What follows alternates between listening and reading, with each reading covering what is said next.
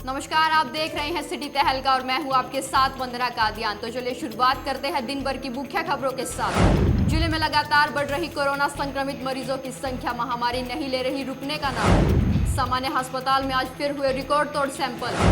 मृतक एलडीगो उद्यमी का 23 वर्षीय बेटा व उनकी नौकरानी भी मिली कोरोना संक्रमित, क्षेत्र में मचा हड़कंप। जिले में अब कोरोना संक्रमित मरीजों की कुल संख्या बढ़कर हुई 106। एक्टिव केस की संख्या पहुंची 30 पर। 71 मरीज कोरोना को मात देकर अब तक लौट चुके हैं घर। जिले में कोरोना से अब तक 5 की हो चुकी है मौत। पानीपत में पहली बार कोरोना के 2 संक्रमित मरीजों को घर में ही आइसोलेट कर इलाज करने की इजाजत। सेक्टर 11-12 के संक्रमित पाए गए मरीज घर पर ही डॉक्टर की सलाह पर लेंगे दवा। पानीपत की धमीजा कॉलोनी से 14 साल की भांजी को लेकर मामा हुआ फरार। मरीजों ने पुलिस पर लगाए मामले में कार्रवाई न करने के आरोप। समालका के पास बाइक सवार युवक को ट्रैक्टर ने मारी टक्कर, युवक की हुई मौके पर ही मौत।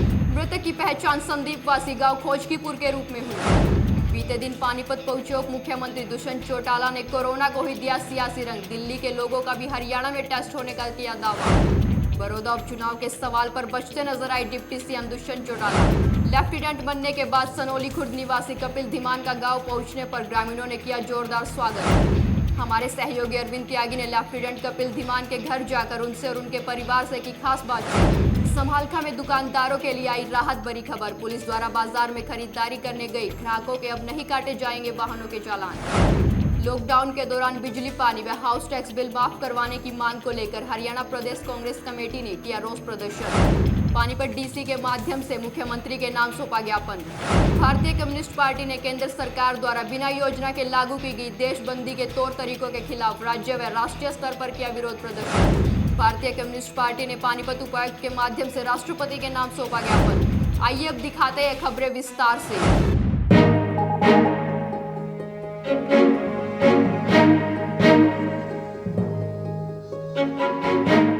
पानीपत में पहुंचे उप मुख्यमंत्री दुष्यंत चौटाला पहले जेजेपी के पानीपत ग्रामीण से प्रत्याशी रहे देवेंद्र कादियान के घर पहुंचे, जहां उन्होंने कार्यकर्ताओं का हालचाल पूछा तो कोरोना वायरस से बचने के लिए सलाह भी दी। लेकिन जहां एक तरफ लगातार मास्क न पहनने वाले लोगों के चालान करने की बात कही जा रही है, तो वहीं दूसरी तरफ सूबे के उप मुख्यमंत्री दुष्यंत चौटाला व कुछ कार्यकर्ता ना तो सोशल डिस्टेंस में थे और न ही किसी ने मास्क पहना हुआ था। जेजेपी नेता एवं सूबे के उप मुख्यमंत्री दुष्यंत चौटाला ने कोरोना को भी सियासत का रंग दे दिया। नाम भले ही ना लिया हो, लेकिन दुष्यंत ने बातों ही बातों में दिल्ली के लोगों का टेस्ट भी हरियाणा में होने का दावा कर दिया। और जब उनसे बड़ौदा उपचुनाव के बारे में पूछा गया तो उनका जवाब हैरान कर देने वाला था। चलिए पहले बयान ही सुन लीजिए।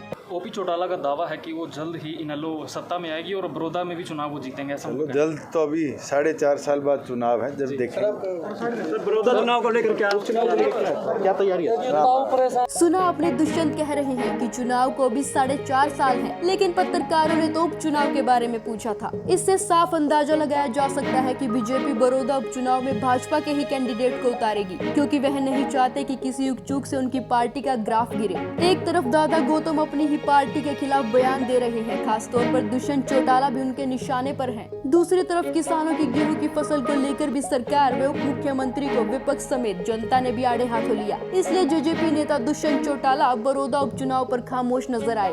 अब देखना यह दिलचस्प होगा क्या उनकी खामोशी इसी ओर थी या फिर मीडिया में सामने आने वाले युवा नेता अब मीडिया से ही उब गए हैं। इस खामोशी से जनता की दिलचस्पी और भी अधिक बढ़ गई है। उप मुख्यमंत्री दुष्यंत चौटाला की खामोशी सरकार के नजरिए से और जनता की दिलचस्पी के लिए तूफान की आहट का संकेत है या फिर सरकार अपने पैतृक भूलती जा रही है। ब्यूरो रिपोर्ट, सिटी तहलका।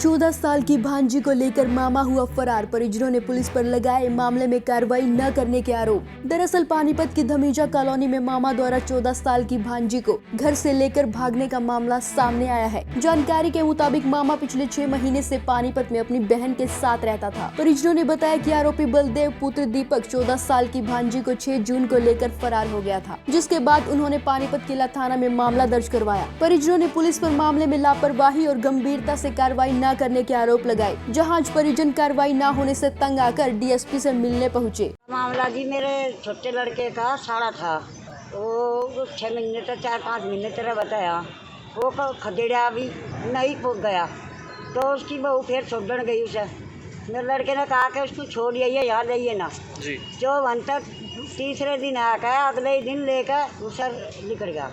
हम सारे खेत में भिंडा तोड़ रहे थे, कोई कहीं जा रहा था, कोई कहीं जा रहा था। एक लड़का था पूजा लड़की ने 14 साल की लड़की है।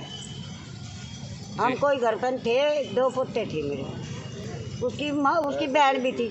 सुबह उन्होंने कहा कि मैंने 6,000 रुपये दिए और बैंक में जमा करिया 8 बजे।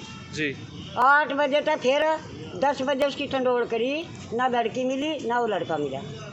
मामले को लेकर डीएसपी सतीश वत्स ने बताया कि आरोपी के खिलाफ मामला दर्ज कर लिया गया है और आरोपी को पकड़ने के लिए टीमें लगा दी गई हैं। वहीं मामले में कार्रवाई में ढील को लेकर डीएसपी ने कहा कि टीमें लगाई गई हैं, जल्द से जल्द आरोपी को गिरफ्तार कर लिया जाएगा। FIR उसमें दर्ज कर रखी है, टीमें लगी हुई हैं ढूंढने में, जल्दी ढूंढेंगे। जिसकी लड़की गई है वो तो यही समझेगा जब तक लड़की नहीं आएगी कि डील कर दी, बाकी हमें कोई डील नहीं करी, हमारी टीमें लगी हुई। ब्यूरो रिपोर्ट, सिटी तहलका।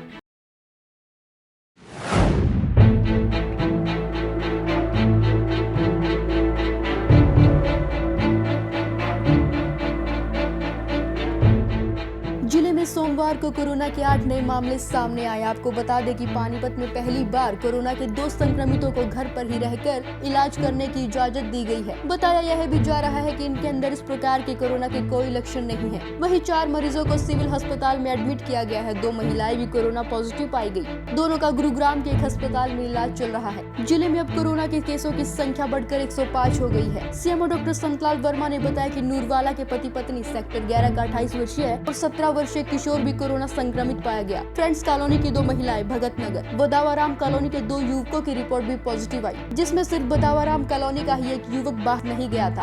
अन्य सभी का भी दूसरी जगह से आना जाना ट्रैवल हिस्ट्री में पाया गया। हमने आपको पहले भी बताया था कि अब बिना किसी लक्षण वाले संक्रमित मरीज का इलाज घर पर ही होगा, यदि उसके घर में आइसोलेट होने की जगह है तो। इसकी जानकारी सीएमओ डॉक्टर संतलाल वर्मा ने दिया, ये हम आपको सुनाते हैं। लेकिन जैसे गाइडलाइन धीरे धीरे बदल रही है, होम आइसोलेशन की भी गाइडलाइन आ रही है, तो जो पॉजिटिव केस जो सिम्टम फ्री होंगे और अगर घर में आइसोलेशन की फैसिलिटी है तो उनको घर पे हम अलाउ कर सकते हैं।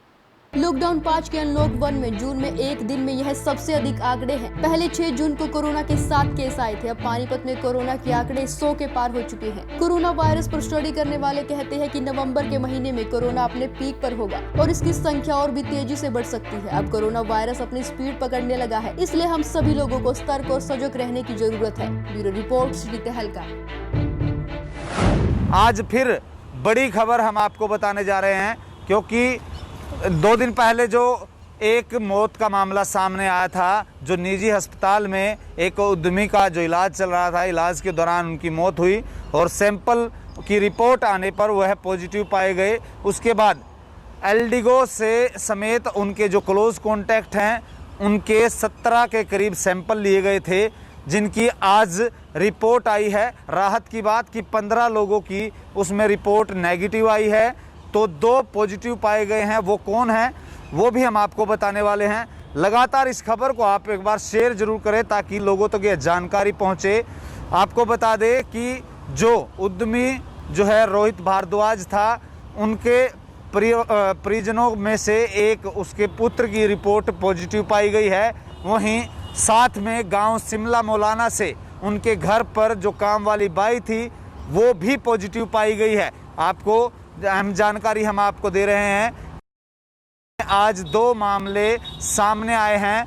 वहीं एल्डिगो में काम करने वाली जो उनके घर पर मेड थी वो भी कोरोना से संक्रमित पाई गई है। वहीं उसका बेटा भी इसमें संक्रमित पाया गया है।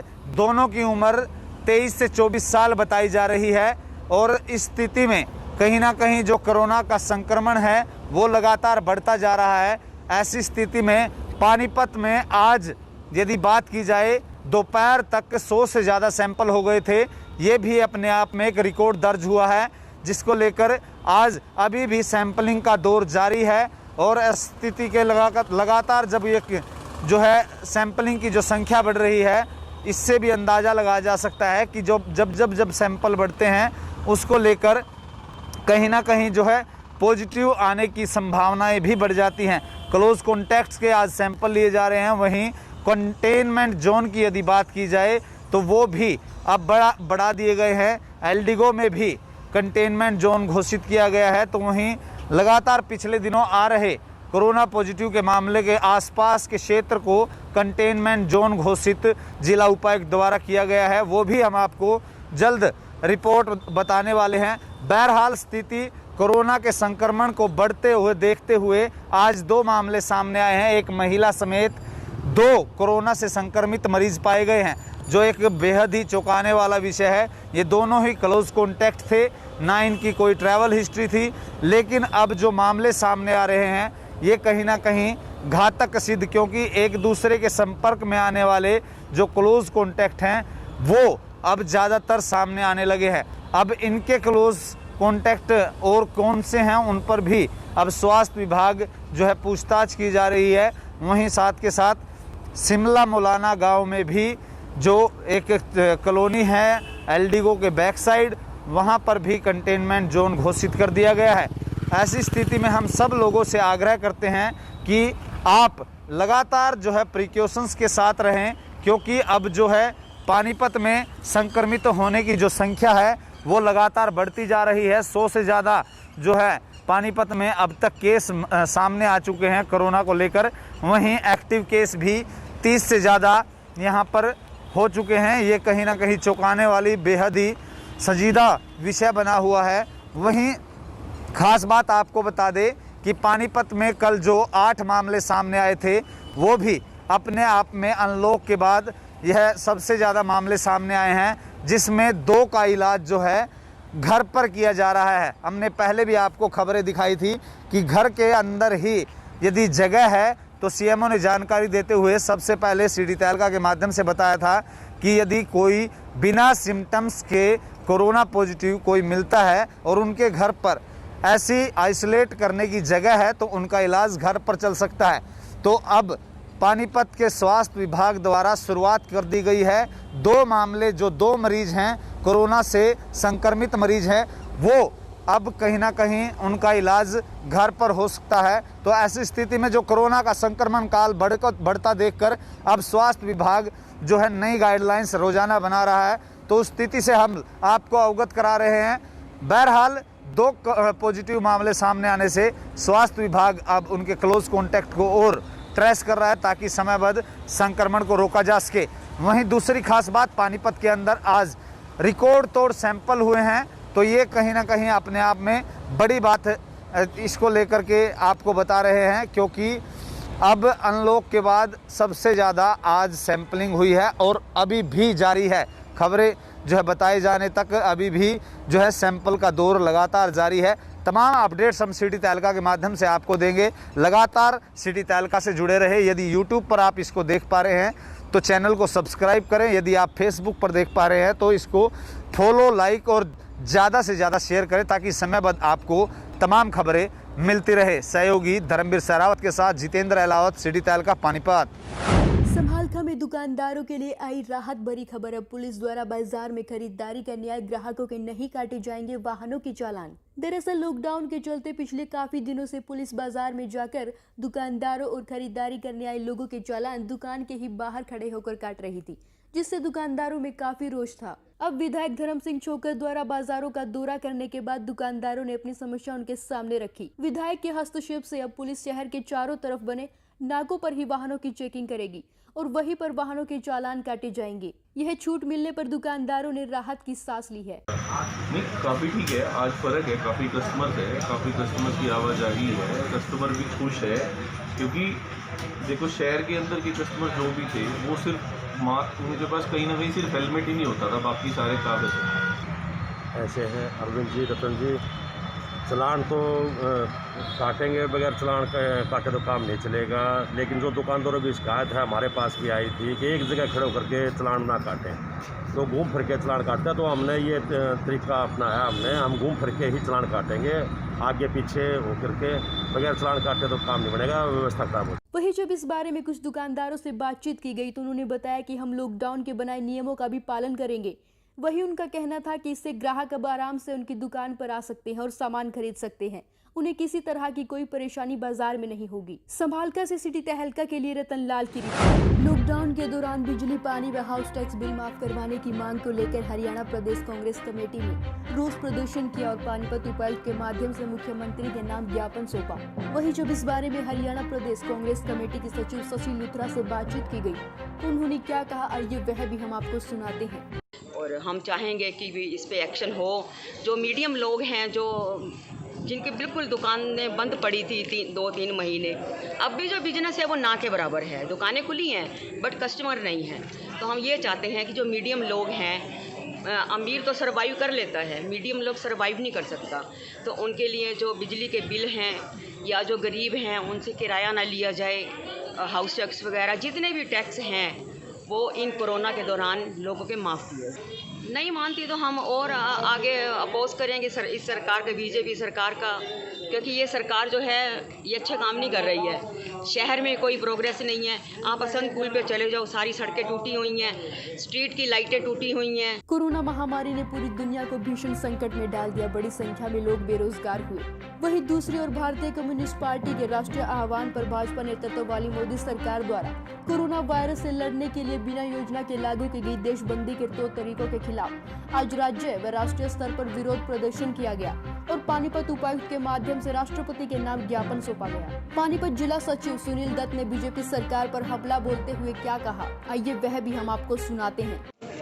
आज जो मार्क्सवादी कम्युनिस्ट पार्टी की तरफ से पूरे देश के अंदर रोजी रोटी के सवाल को लेके और कोरोना महामारी के जो बढ़ता प्रकोप है उसके बचाव को लेके ये प्रोटेस्ट हैं, विरोध कार्रवाइयाँ की गई हैं। क्यों करनी पड़ रही हैं? क्योंकि जब देश बंद था तो ये कहा गया कि बीमारी ख़त्म हो जाएगी, लेकिन अनलॉक शुरू कर दिया, बीमारी बढ़ रही है, जो स्वास्थ्य सेवाएं चौपट हो गई हैं, लोग मर रहे हैं। अब सरकार ने पूरी तरह से पल्ला झाड़ लिया और ये बोल दिया अब तो भाई कोरोना के साथ ही जीना होगा, मरो चाहे जियो। और ऐसी औकात किसान और मजदूर की, आम गरीब आदमी की नहीं है, जो 3 महीने से बेरोजगार है। 15 करोड़ बेरोजगार हो गए। वो कैसे इलाज कराएंगे? प्राइवेट हॉस्पिटलों में लूट है और सरकार की जो नीयत है वो ठीक नहीं है। राहत पहुंचाने की बजाय वो सत्ता हथियाने के लिए चुनावी रैलियां करनी शुरू कर दी हैं। बेशरम इतनी सरकार है, लोग मर रहे हैं, वो चुनावी रैली कर रहे हैं। सुनील दत्त ने कहा कि सरकार की गलत योजनाओं के चलते उद्योग, व्यापार, कृषि सब चौपट हो गई हैं और करीब 15 करोड़ लोग बेरोजगार हो गए हैं। महंगाई पर रोक लगाओ। ब्यूरो रिपोर्ट, सिटी तहलका।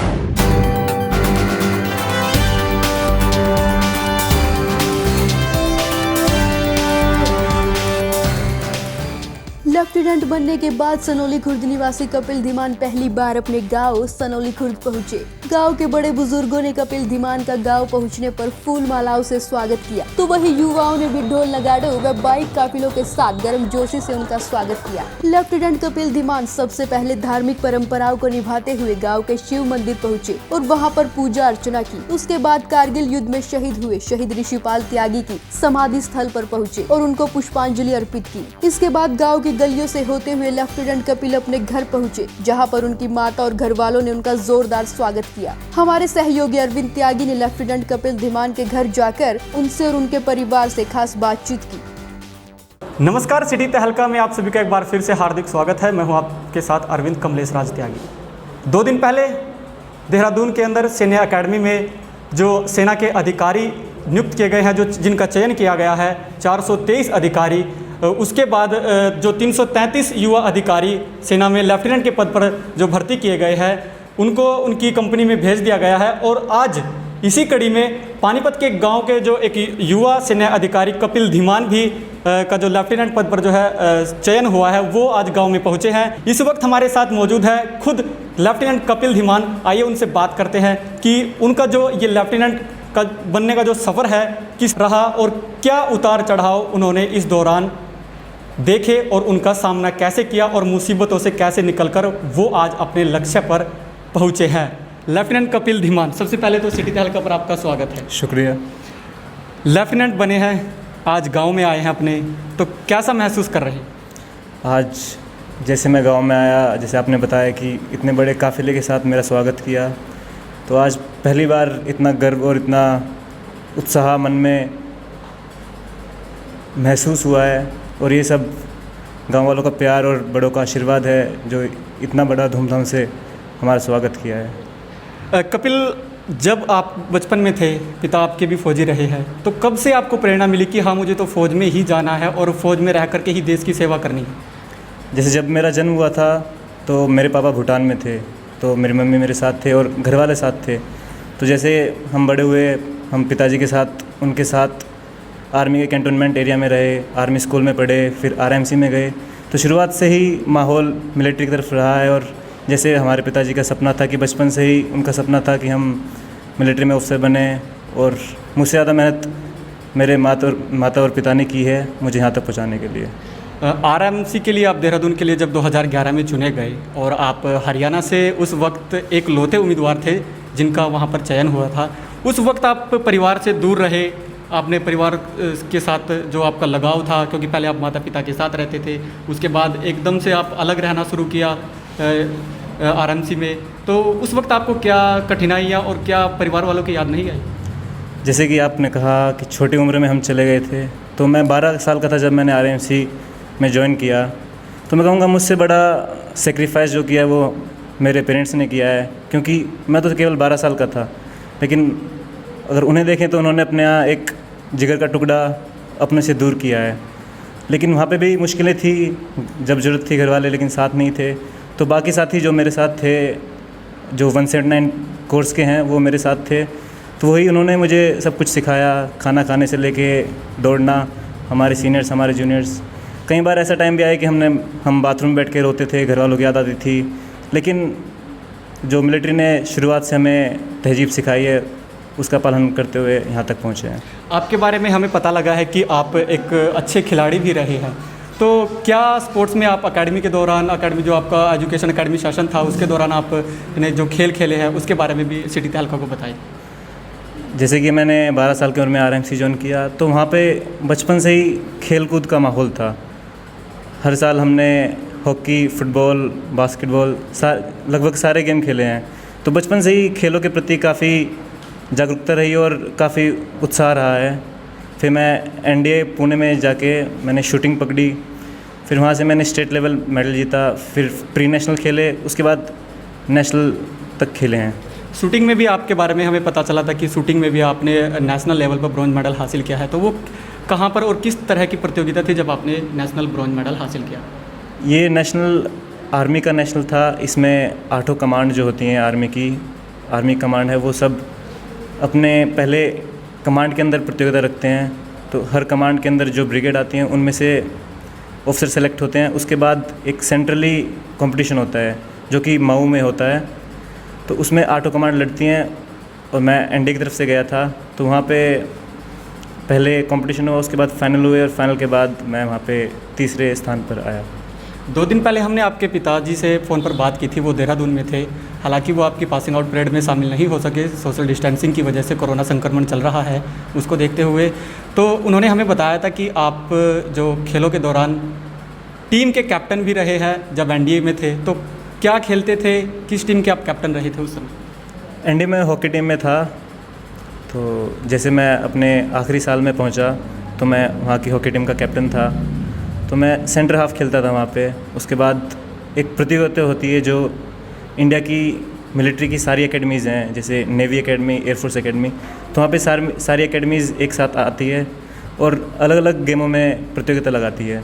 तो मैंने हॉकी गेम को एनडीए की तरफ से रिप्रेजेंट किया था।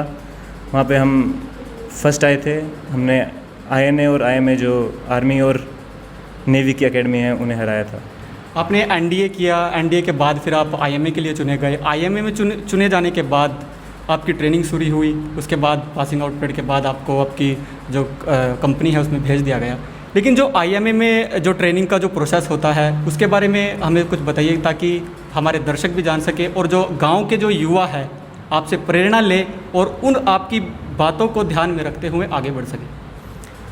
मैं गांव के युवा के लिए यही मैसेज देना चाहूँगा कि अपनी देश की सेवा करने से बड़ा कोई धर्म नहीं है। मैंने जैसे एनडीए के लिए एग्ज़ाम दिया था, वो 12वीं के बाद दिया था 2016 में, तो उस टाइम मेरा पक्का हो गया था कि मैं फ़ौज में जाऊंगा। तो ट्रेनिंग 2016 से शुरू हो गई थी, लेकिन जैसे हम 3 साल बाद एनडीए के बाद आईएम में आए तो वहाँ पे थोड़ी ट्रेनिंग आर्मी के प्रति थोड़ी कठिन हो गई थी, जिसमें हमें सारे जो आज के वेपन हैं हमारे, इंसास, AK-47, रॉकेट लॉन्चर, वो सभी हमसे फायर कराए गए, उनके बारे में बताया गया। और फिर जो बाकी फ़ौज की आर्म्स हैं जैसे आर्मर्ड टैंक वगैरह हो गए, उन सब के बारे में हमें विस्तार से बताया गया ताकि हम अपना चयन कर सकें कि हमें किस लाइन में जाना है। आपकी पासिंग आउट परेड हुई। पिछले 80 सालों में पासिंग आउट परेड में अब की बार कोरोना को ध्यान में रखते हुए, सोशल डिस्टेंसिंग का ख्याल रखते हुए परिवार के सदस्यों को अब की बार शामिल नहीं किया गया है।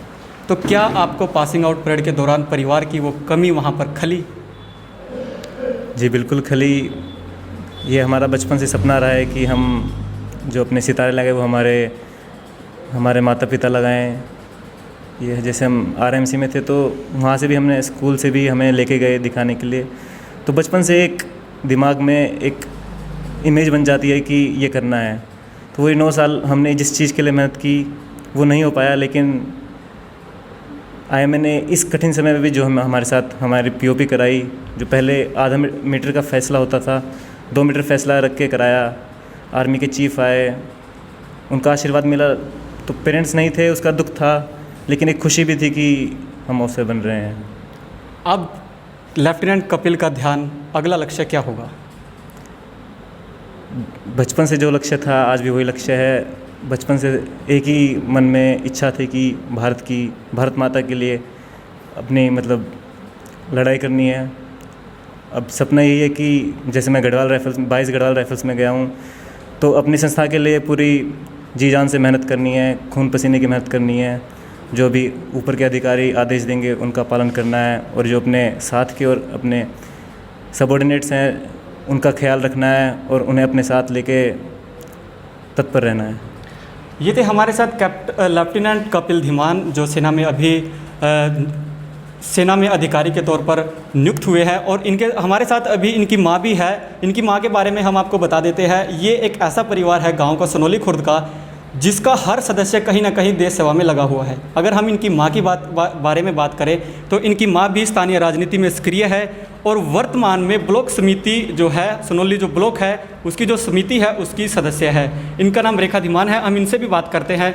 मैम, आपको कैसा लगा आपका बेटा लेफ्टिनेंट पद पर आज नियुक्त हुआ है? बहुत अच्छा लगा। आज मेरी बहुत खुशी हो रही है, बहुत गर्व महसूस हो रहा है हमारे बच्चे जितने उस पर आया है।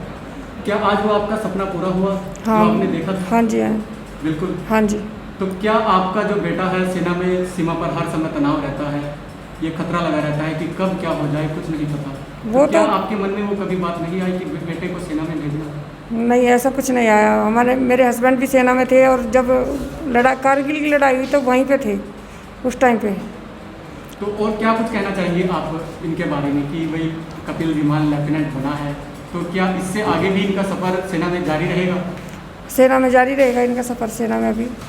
और आगे अच्छे से मेहनत करें अपने देश के प्रति, जो लगन से और उससे मेहनत से करें अपने देश के प्रति, जो भी है सेवा करें, मेहनत दिल और जान से करें।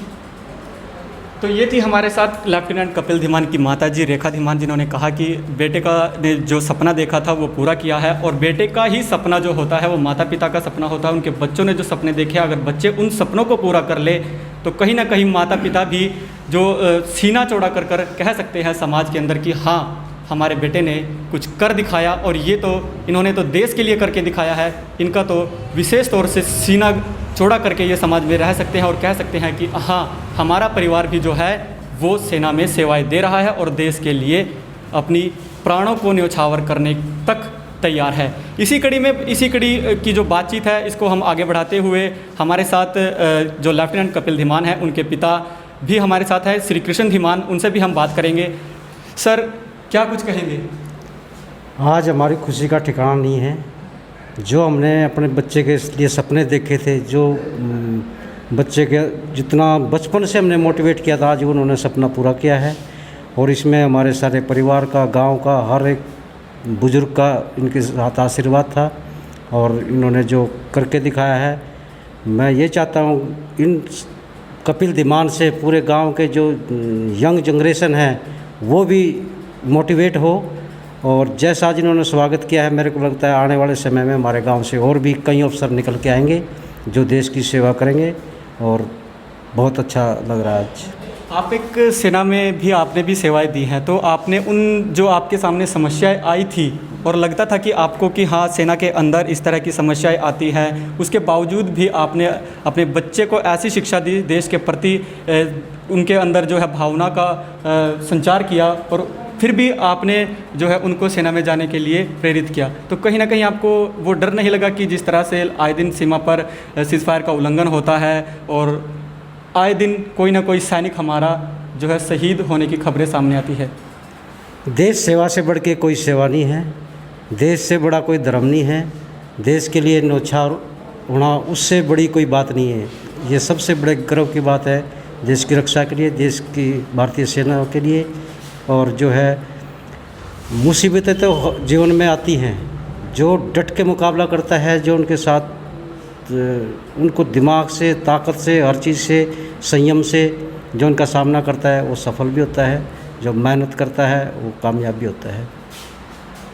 तो ये थे हमारे साथ लेफ्टिनेंट कपिल धीमान की फैमिली जिनसे हमने बातचीत की और इनके एक जो फैमिली के जो एक काफ़ी करीबी व्यक्ति है, उनके चाचा जी जो रिश्ते में लगते हैं, हम उनसे भी बात करते हैं। वो भी जो है पूर्व सेना में सेवाएं दे चुके हैं। सर, आपको कैसा लगा?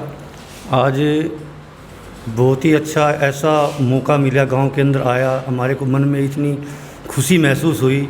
इस लड़के के अंदर बचपन से ही एक अंदर ये अलग से ही जुझारूपन था, इसके अंदर एक लगन थी, निष्ठा थी कि इस लड़के का कुछ अलग ही, इनकी अलग से ही वो था। इसको मोटिवेशन करने के लिए कोई ज़रूरत ही नहीं पड़ी, ये खुद ही एक ऐसा लगनशील था कि ये शुरू से ही बचपन से पढ़ाई में और एक जो हम सेना में थे उसको देखते हुए इसने सेना के ही प्रति अपना चुनाव किया और आज इसने अपने माँ बाप की, गांव की, समाज की बहुत ही अच्छा नाम रोशन किया और इनकी अपने मिशन में ये कामयाब हुआ। आज हमारी बहुत ही खुशी का दिन है।